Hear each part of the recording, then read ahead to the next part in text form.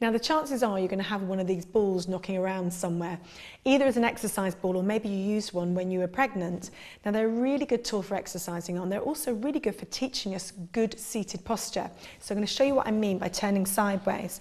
So when we sit down, we tend to slump, and this is not very good for our back or for our core muscles.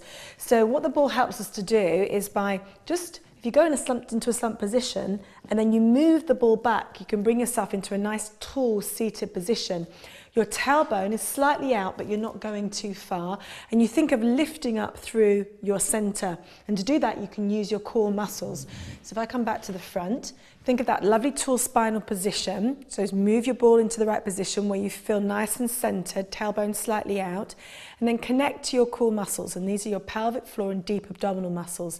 So you're going to stop the wind, stop the water, pull up through your center and lift into your tummy. And that's going to help you stabilize on the ball.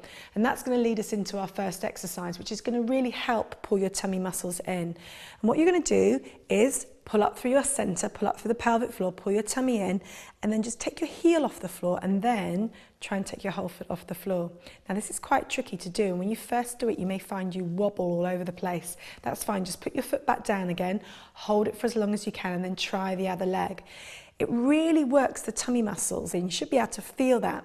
Stay focused on your pelvic floor.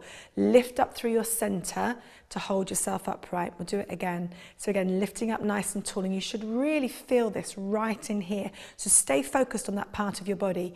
Lift up tall. Keep your chin in as well so your spine is nicely aligned. And then we'll do it one more time.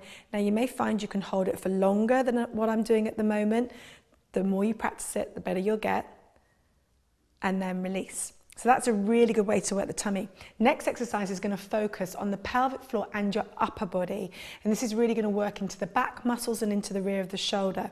So I want you to hold your hands into this position here. And if you've got any handheld weights, then you could use them throughout this exercise. You don't have to, but if you've got them, then it's going to make the exercise a little bit harder.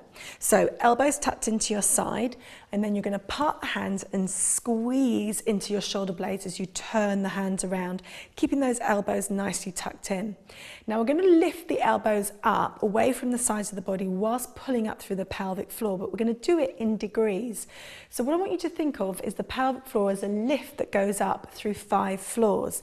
So visualize your pelvic floor. It runs from your pubic bone to your tailbone like a hammock underneath you, and you're going to lift up first floor, and as you lift up through the pelvic floor, your elbows are going to come up, and that's 20% of your effort, just up to first floor. And then up to 40%, which is second floor. So keep lifting up through your pelvic floor, so up to third floor, and that's 60% of your effort. And then up to fourth floor, 80%. And then fifth floor is 100% lifting up, and your elbows are going to come up just below shoulder height. Hold it there, and then you're going to allow your pelvic floor to come down as you squeeze into your back muscles and draw back down. Now I'm just going to show you that from the side, so you can see my back and my shoulders. And again, we're going to lift up to first floor. And then up to second floor, and I'm really squeezing into my back as I do this, and up to third floor, and then up to fourth, and then fifth is as high as you can go, lifting through your center. Your tummy will come in as well, and then squeeze into your back and lower down as you let your pelvic floor go as well. Now you can repeat this and do this anytime, anywhere, and it's a really good exercise to do to get that feeling of your pelvic floor lifting. For a final exercise, we're going to really focus on the backside muscles. So I'm going to lie down on my back. Now, if you've not used the ball in this position before, it takes some getting used to.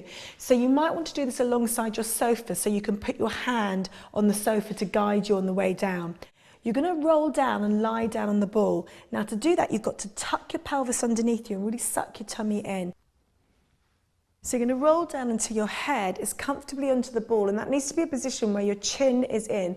If your head's gone back into this position, then you want to bring your chin back in and make sure the back of the neck is nice and long. Then you're going to take the hands out to the side and get a lovely stretch into your chest. Now it's really important to focus on your bottom because that's what we want to work. So you're going to tuck your tail, squeeze into your buttocks.